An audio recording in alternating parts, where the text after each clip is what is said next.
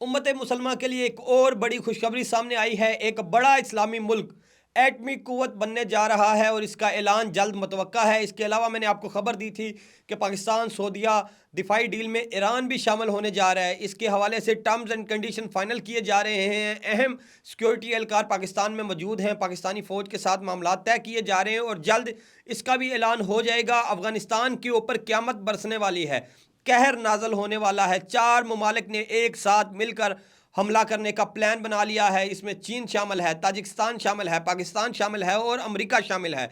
America कतरी airbase से हमले करेगा और कतर ने इसकी इजाज़त दे दी है। वही कतर जिसने तालिबान को मनाने की कोशिश की थी कि बाज आ जाओ, पाकिस्तान के साथ मामला सेटल कर लो, लेकिन वो नहीं माने।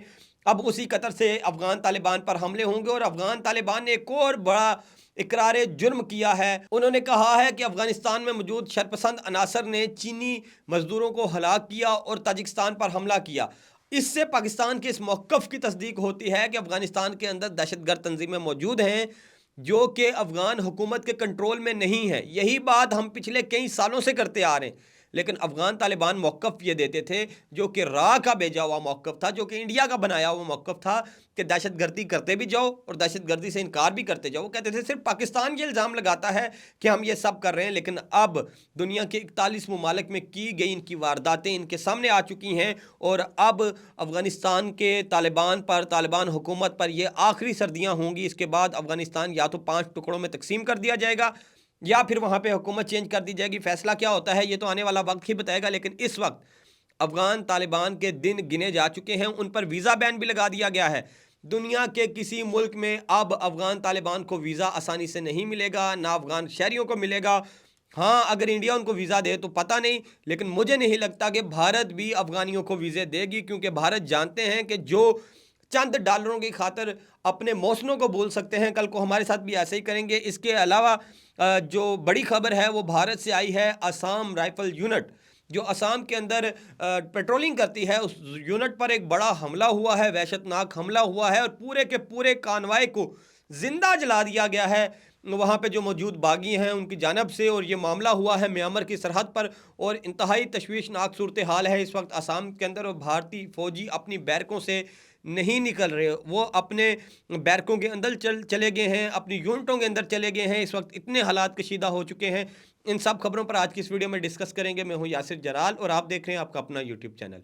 सबसे पहले बात करेंगे सबसे बड़ी खुशखबरी पर। ईरान ने यह खुशखबरी सुनाई है कि ईरान जल्द एटमी कुव्वत बनने जा रहा है। ईरान अब एटमी धमाका नहीं करेगा, बल्कि उसने एक ऐसी टेक्नोलॉजी हासिल की है रशिया से।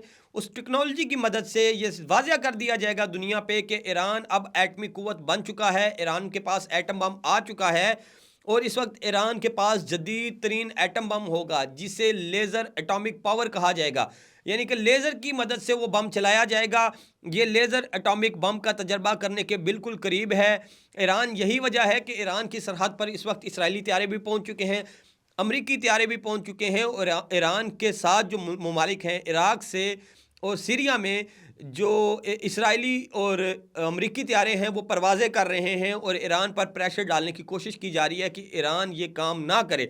लेकिन ईरान ने ये फ़ैसला कर लिया है कि इस बार वो ये काम करेगा और किसी सूरत नहीं रुकेगा। यही वजह है कि ईरान पाकिस्तान के साथ भी एक अहम तरीन डील करने जा रहा है। वो डील जो पाकिस्तान और सऊदी अरब की हुई थी, अब उस डील में ईरान भी शामिल हो रहा है और इस वक्त इस्लामाबाद के अंदर ये टर्म्स एंड कंडीशन फाइनल हो रही हैं कि इस दफ़ाई मुआहदे के मुहरकात क्या होंगे, नकात क्या होंगे और किन बेसिस पे किस तरह से ये दफ़ाई मुआहदा काम करेगा। और ईरान इसमें शामिल होने जा रहा है और मुमकिन ना तौर पर जैसे ही ईरान इस मुआहदे का हिस्सा बनेगा, अगले ही रोज़ दुनिया को ये खुशखबरी सुना दी जाएगी। 24 घंटों के अंदर अंदर दुनिया को ये बता दिया जाएगा कि ले जी ईरान भी एटमी कुव्वत बन गया है और दुनिया की दूसरी एटमी कुव्वत ईरान होगा। ये खबरें सामने आ रही हैं और हमारे हमसाया ममालिक दो और अफ़गानिस्तान और भारत।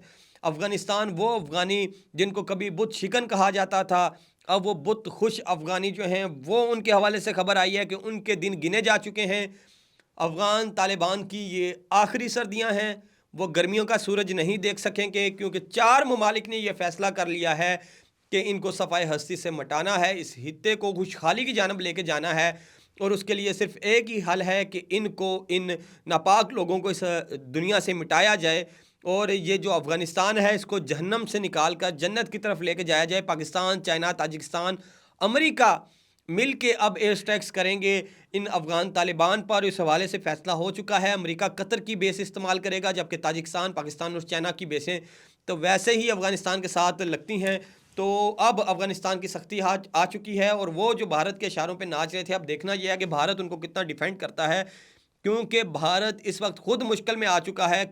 تاجکستان کے اندر جو حملہ ہوا اس کا الزام پاکستان پہ لگانے کی کوشش کی گئی، اور بھارتی اور افغانی پروپیگنڈا اکاؤنٹ نے یہ بتانے کی کوشش کی کہ یہ پاکستان نے کروائے تھے حملے، لیکن اب طالبان نے خود تسلیم کر لیا ہے کہ حملہ ہماری سرزمین سے ہوا اور شرپسند عناصر نے یہ حملہ کیا، جبکہ افغان طالبان دوحہ کے اندر، استنبول کے اندر یہ کہہ رہے تھے کہ ہماری سرزمین دہشت گردی کے خلاف استعمال نہیں ہوتی، اب خود تسلیم کر رہے ہیں اسی موقف کو جو پاکستان پیش کر رہا تھا کہ افغانستان کی سرزمین دہشت گردوں کی ماجگاہ ہے، وہاں سے دہشت گرد آپریٹ کرتے ہیں جو افغان حکومت کے کنٹرول میں نہیں ہیں، اور وہ ہمارے ملک کا امن و امان خراب کر رہے ہیں۔ اب افغان حکومت خود مان رہی ہے کہ ایک ایسے گروہ موجود ہیں جو ہمارے کنٹرول سے باہر ہیں، اور انہوں نے تاجکستان پہ حملہ کیا۔ وہی افغان جو چند ماہ پہلے تک، چند ہفتے پہلے تک یہ بیانیہ بنا رہے تھے کہ پاکستان کے علاوہ کسی کو ہم سے کوئی شکایت نہیں، 41 ممالک شکایتیں لے کے پہنچ چکے ہیں انٹرنیشنل لیول پہ کہ افغانستان کی وجہ سے ہمارے ملک میں دہشت گردی ہو رہی ہے۔